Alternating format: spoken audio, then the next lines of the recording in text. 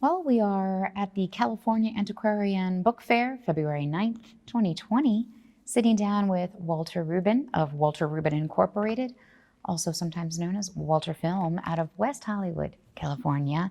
And I'm so looking forward to hearing your story today, Walter. Thanks for sitting with us. Tell us a little bit about your origin story, where you were born and where you were raised, and how you got from wherever that is to West Hollywood. Well, it's a long story, isn't it? I've been around a long time. I look forward to it. I was born in New Jersey, in Newark. Okay. Before I was 20, my his company kept transferring him, so I lived there and Baltimore and Philadelphia.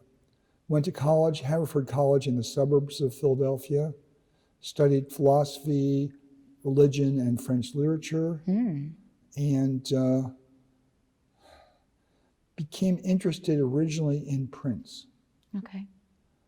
It all started because my dad was transferred for 2 years to London. I visited my family December of 1968, and I wanted to go to the British Museum. Mm-hmm. Well, there was an exhibition of Piranesi's great etchings.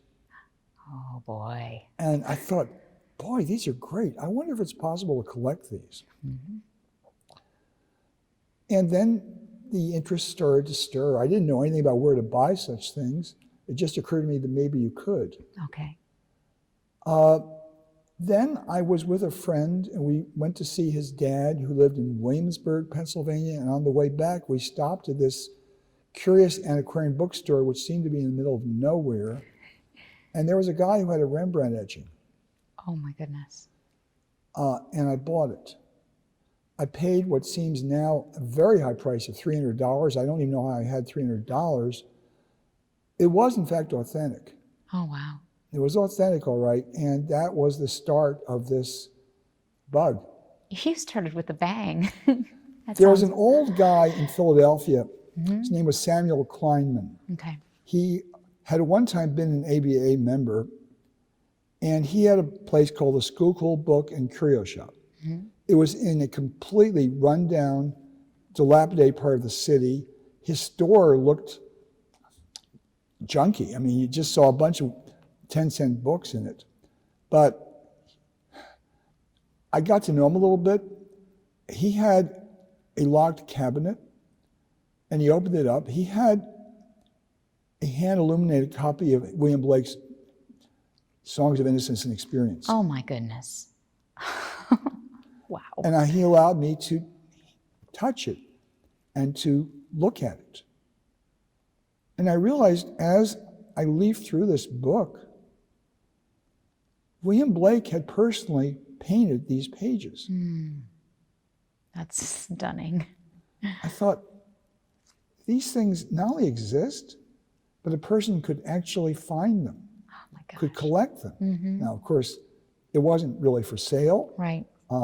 I'm sure he eventually put it into a big auction, but it was there. And I moved to New York City fall of 1969. I lived there for a year and a half.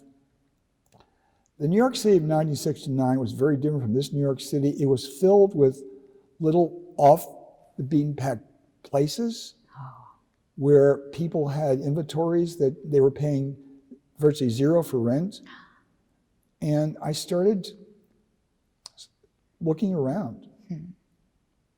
One guy who was 90 had all these original watercolors by John Sloan. Oh, my gosh. But this was possible then. Yeah. And I bought various different things. For the most part, they weren't on my budget particularly expensive. And all of a sudden, a year later, I was kind of broke. And I wasn't really thinking about becoming a dealer yet, but I thought if I sold some of my material, I'd have some money for those next few months. And that's how it started. Wow. And that was early 70s? That would have been 1970. Yeah. So 50 years ago. Yes. That's the beginning of this story. That sounds like a dream, frankly, a wonderful dream to be roaming around the city and stumbling across treasure troves like that. Well, I think if you talk to very old-time booksellers, yeah, everybody would agree, it was astonishing what existed. Before there was an internet, and before auction houses had the power they have now, if you wanted to find things, you had to go and look and search a lot. And there were things all over the country in very odd places. Did you drive all over the country and look? No, I didn't at first. I spent a year and a half just basically hitchhiking around the country. I was a hippie. And I lived in a whole bunch of different places, crashing here, crashing there. Late 1971, I was visiting Austin, Texas, and I decided I wanted to live there. Okay. And somehow the thought came in my head, I was going to become some kind of a bookseller. So that's how it started. Now, at that point, I still had the background with prints. And the first thing that I worked with was old maps. Wow. Now, again, in those days, maps were definitely collected. There were people interested in them, but the prices were not like now. Furthermore, atlases, unlike now, were sold at a huge discount to what they were worth if they were cut up. Okay. And in the folly of youth, I'm sure I broke up some beautiful, perfect atlases, but of course, most of the ones I found were already damaged and incomplete. Yeah. And before I knew it, I had a little gallery. The gallery didn't last very long, but I started a mail order business, and I was dealing in very inexpensive things at first. But one thing followed another. In those days, there was a great older gentleman at Yale. He was their map curator. Okay. His name was Alexander Vitor. He was from an old New York family, and being the curator there was just a pleasure for him. It wasn't for money. And he befriended me.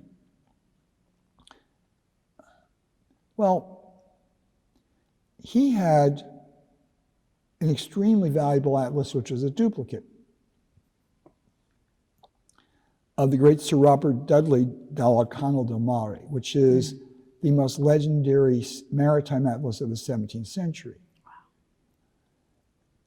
It was only the map volume, the other volumes were missing, and it had a lot of stains. It needed to be broken up, it needed to be cleaned. Yeah. And he had a perfect one.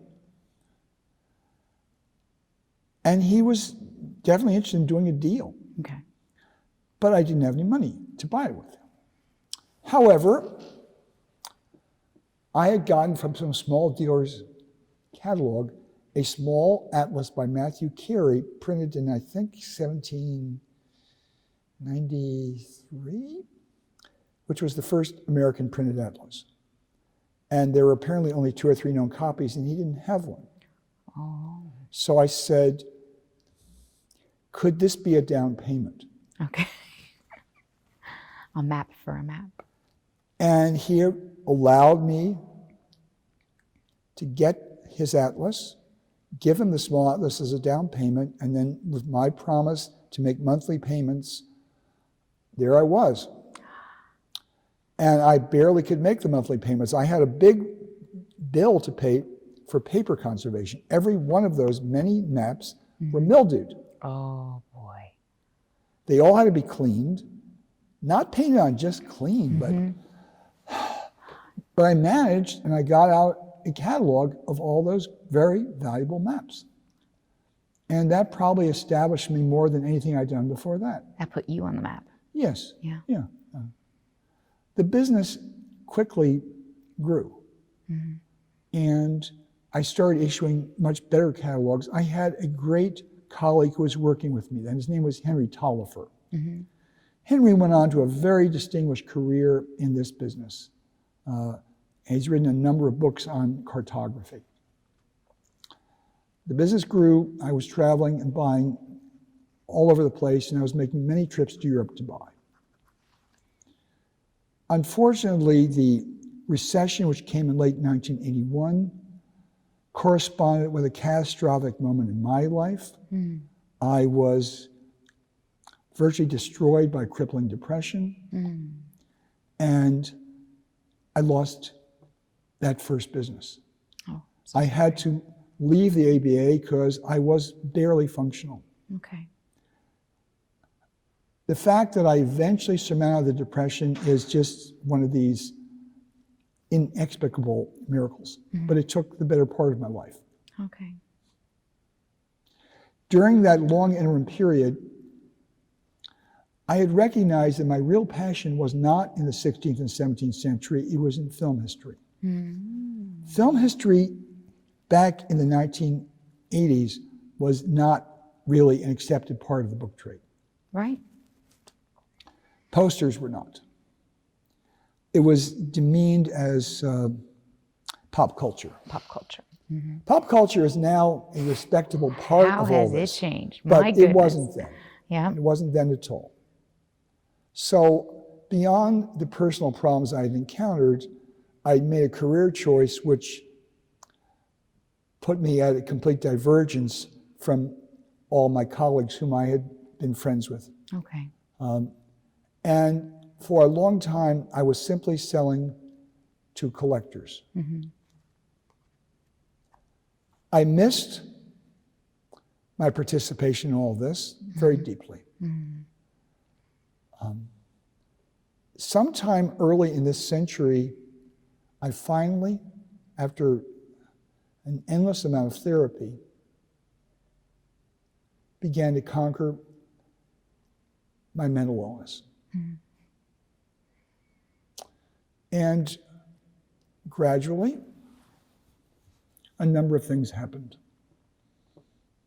I had been doing business with the Western History curator at Yale for a long time, since the early 80s. Okay. He came to meet me as a very young man. He had just become curator, and he had the idea that Yale could develop a collection of Western film scripts. They didn't have any. And there really is no such collection anywhere in specific. There's a few places that have large script collections, but nothing like this. And in the arrogance and folly of youth, I said, sure, that would be easy. So over a period of decades, I found maybe 30 to 50 scripts a year for him, but he had never achieved a critical mass. And then, early in 2009, right while the financial crisis was collapsing everybody's economies, I bought a massive collection and I offered him another 1,000 scripts all at once. Wow. Which he almost didn't buy because those were tough times for everybody, including Yale, but he finally decided that he would. Okay. And that slowly led me back into my beloved antiquarian book occupation.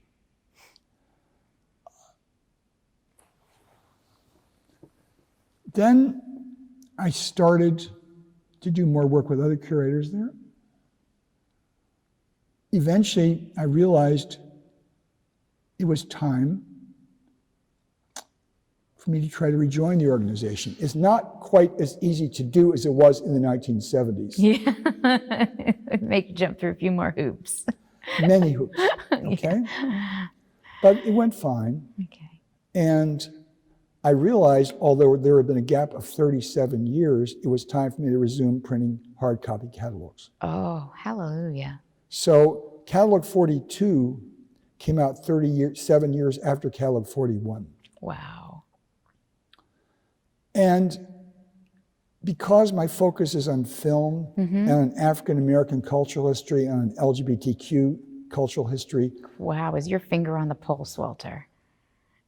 these are still some of these new subjects in the book world. Yeah. African Americana, not so much, but even their handling posters, ephemera, is still, for some curators, somewhat new. Okay. And concerning LGBTQ material, there are some great dealers who are colleagues who handle social and political matters. I handle them occasionally, but I'm focused on film and music and theater history, and that's a gigantic subject in itself for LGBTQ people. Absolutely. And that's new. That's very new. And to some degree, there still are curators who are looking at my catalogs who are not quite sure, should we buy this? Is this worth this? And they don't have a way to measure it because this is kind of really out there, okay? But this is what I work with, and this is a very good moment in my life. There's a certain sadness sitting here and remembering my life because I've had plenty of sadness in it. I once had the thought, I was lying in bed late at night, why did I have to have had so much unhappiness for so much of my life? The answer was I didn't have to, but because it had happened, I could more fully appreciate the life I had left. Absolutely. And it sounds like you are indeed positioned to enjoy it and offer tremendous value to everyone around you with this body of work and knowledge and sensitivity to these subjects that they're the future. Well, you're a visionary. You understand now, if you're looking at 20th century literature, you talk about film as well as novels and plays. Yeah. But 30 years ago, you didn't. Your finger's on the pulse. This sounds incredible. Are you at catalog 43? Are you at catalog 44? 45 is just being received at this moment. I want it. Catalogs in print, fairs. How many fairs do you do a year, Walter? 2, because we're on the West Coast, and Boston would be a heavy slog when our stuff weighs hundreds and hundreds of pounds. You do New York? Yes, of course. Of course. Okay, great. That's perfect for you. Fairs, and we've got those subject areas that are so exciting and so visual and so relevant. I think you have a bright future. May I say so, young man? We live in, frankly, very challenging, difficult times. Yeah. And many things are going on around us which are distressing. Even attacks on Jewish people have tripled in the last 3 years. We have a vice president who's openly hostile to gay and lesbian people. We have a president who is problematic in 1,000 ways. And yet, the curators I talk to seem to be wanting to redouble their efforts to collect subjects that had been marginalized. I visited a very prominent curator at an Ivy League school last year. Fine guy, younger guy. And he said to me, Walter, as of this fall, a very large part of our incoming class will be either women, people of color, or LGBTQ. And we want here to archive materials which in some way reflect the nature of our student body. Yeah. So it's not purely a hypothetical, it's a deeply felt thought. Absolutely. It's real. Absolutely. But it's not as if people should stop archiving straight white men. Right. You know, it's not. It's rather that that which was not archived should be archived. Absolutely. For example, at this fair, you see a lot of material on women. You didn't see that even 15 years ago. Exactly. Okay? Does that need to be there? Yes, it needs to be there. Okay? I brought to this particular fair a rather unusual piece. I handle a lot of vintage movie scripts. Okay. Well, in 1990, there was an early film version of The Handmaid's Tale, the famous Margaret Atwood novel. And the screenplay was written by none other than Harold Pinter. Virtually all of Pinter's screenplays have been published, which means this screenplay would normally be, a collector's item, but it's available. He had such fights because the director he was working with was fired. He wound up with somebody else. His screenplay really is not what was finally shown. And he was so angry, he refused to ever let his work be published. Oh my goodness. So therefore, this is an unpublished Harold Pinter work adapted from this legendary book by Margaret Atwood. That's kind of important, don't you think? Absolutely, and timely as heck.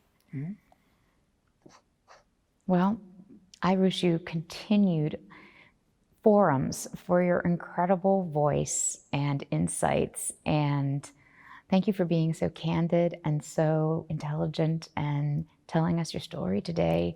We look forward to seeing you in New York and everywhere else we can find you. Thank you so much, Walter. Thank you so much.